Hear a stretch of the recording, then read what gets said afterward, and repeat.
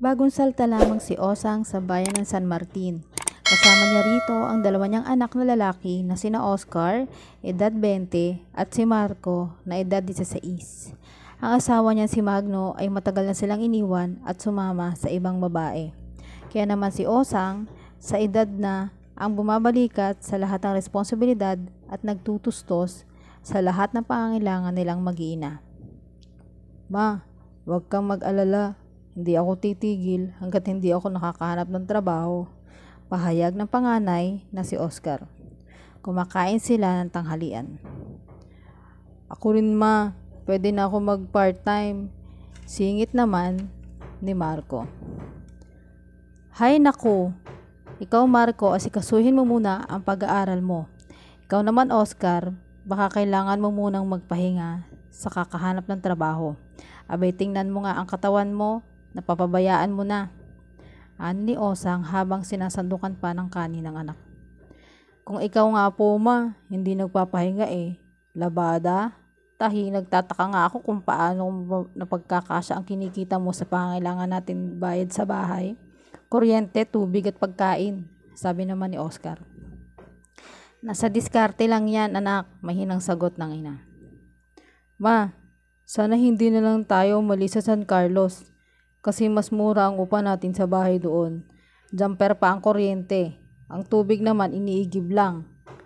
Ang sabi naman ni Marco. Hindi nakakabiyo si Osang.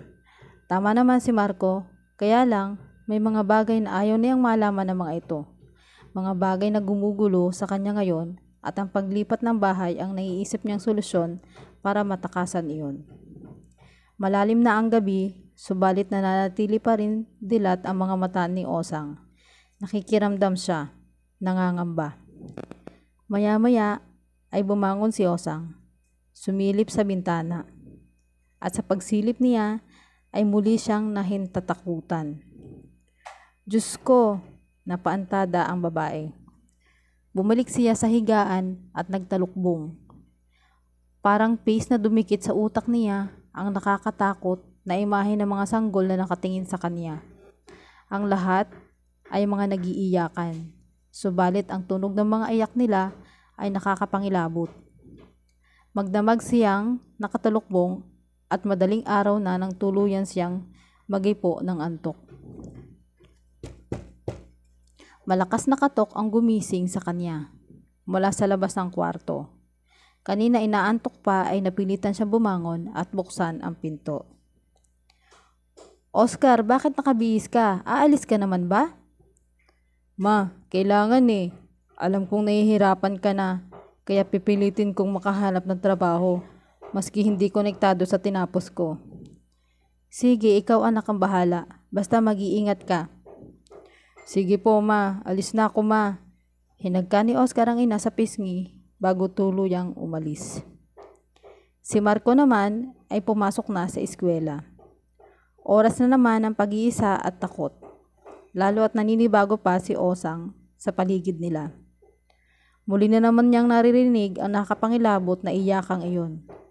Akala niya sa paglipat nila ng bahay ay matatakasan na niya ang mga iyon, pero heto na naman sila.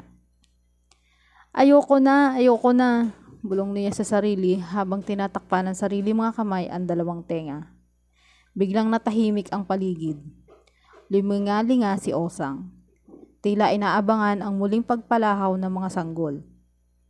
Subalit wala pa ulit siyang naririnig. Hanggang sa makita niya ang isang sanggol sa isang sulok at isa pa sa kabilang sulok. At meron pang dalawa sa pintuan, sa bintana at sa iba't ibang panig ng bahay saan man siya lumingon. Malakas siyang sumigaw. Sa muling pagmulat ng mga mata, ay nakita niyang nakatunghay sa kanya si Marco at pinapaypayan siya. Ma, kumusta ka? Okay ka lang ba? Nag-aalalang tanong ni Marco. Okay lang ako anak, uwian nyo na pala? Opo ma, at nakita kitang nakahiga sa sahig. Hindi ko po alam kung nawalan ka ng malay o ano kayang inilipat kita dito sa sopa. Ang kuya Oscar mo dumating na ba? Hindi pa po ma. Huwag mo na itong banggitin sa kanya ha. Napailing na lang si Marco sa kagustuhan ng ina.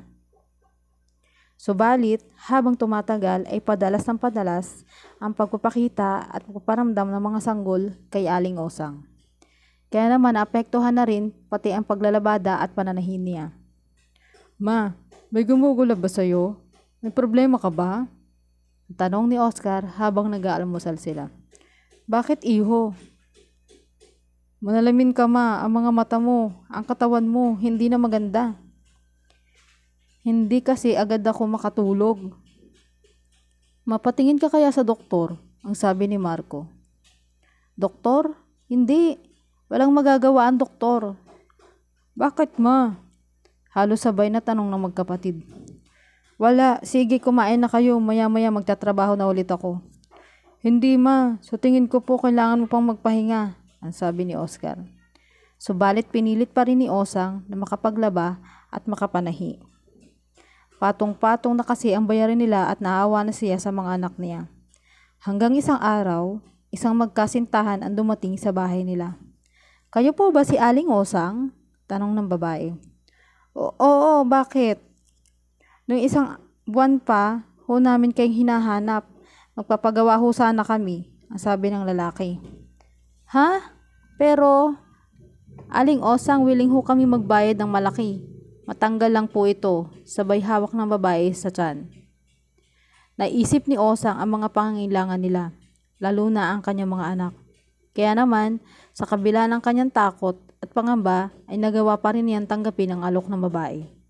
Ang muling gampanan ang sikretong trabaho na nagbibigay sa kanya ng malaking pera. Sige, pero hindi natin dito gagawin. Doon sa bahay ng pinsan ko. Wala kasing nakatira sa bahay ng pinsan niya sa di kalayuan. Nasa abroad kasi ito at nagbabakasyon. Sa kanya inihabilin ang susi. Mamayang gabi nakatakda niyang isagawa muli ang sikreto ngayon. Subalit hindi siya mapalagay. Puno ng kaba ang kanyang dibdib. Handa na siyang umalis ng bahay nang biglang sumara ang pinto at humangin ng malakas. Nagising ang mga anak niya. Mga anak, magsipasok kayo sa kwarto, ang sabi niya. Ma, anong nangyayari? Si Oscar na napakapit sa dingding dahil sa lakas ng hangin. Ma, may bagyo ba? Tanong ni Marco nang mapatingin sa pinto na humahampas sa lakas ng hangin. Ang ikinagulat ni Oscar ay nang mapatingin siya sa labas ng bintana at makitang walang hangin sa labas. Na tila normal ang lahat sa labas.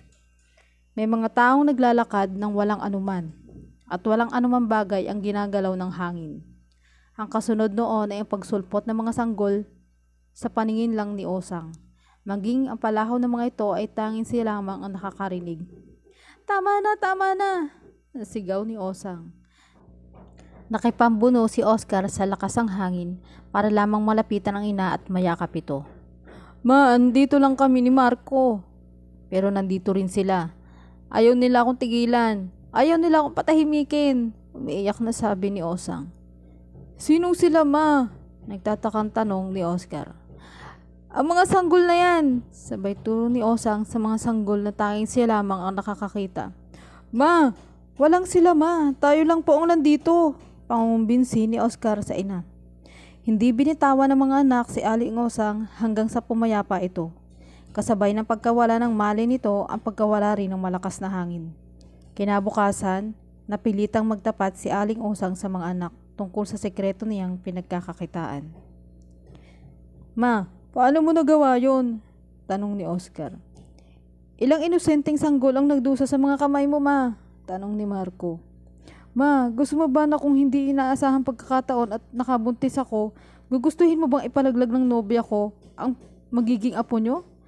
Muling tanong ni Marco. Hindi anak, patawarin niyo ako. Ma, hindi ka lang sa amin dapat humingi ng tawad, ang sabi ni Oscar. Sinamahan nila ang ina sa simbahan para humingi ng tawad sa Diyos at pagkagaling sa simbahan ay kusang isinuko ni Osang ang sarili sa batas. Sa loob ng kulungan ay hinantay ni Osang ang muling pagpaparamdam ng mga sanggol. Inihanda na niya ang sarili, subalit ilang gabi mahimbing ang tulog niya. Hanggang isang araw napakapit siya ng mahigpit sa mga rehas nang makita niya ang mga sanggol na isa-isang umaakyat sa langit. Patawad, Patawarin niyo ako, mga munting anghel. Paalam na sa inyo. Buong bulong ni Osang sa sarili. Sa kanyang paglaya ay naghintay ang kanyang mga anak sa kanya. Ma, hindi ka na magtatrabaho dahil nakakuha na ako ng magandang trabaho, ang sabi ni Oscar. At ma, ako naman po ay sasabitan ng medal sa school. Pagmamalaki ni Marco. Proud ako sa inyong mga anak. Pangako, hindi lang ako magiging mabuting ina, kundi magiging mabuting tao na rin ako. Para sa inyo at para sa aking kapwa. Sabay na niyakap ni na Oscar at Marco ang kanyang ina.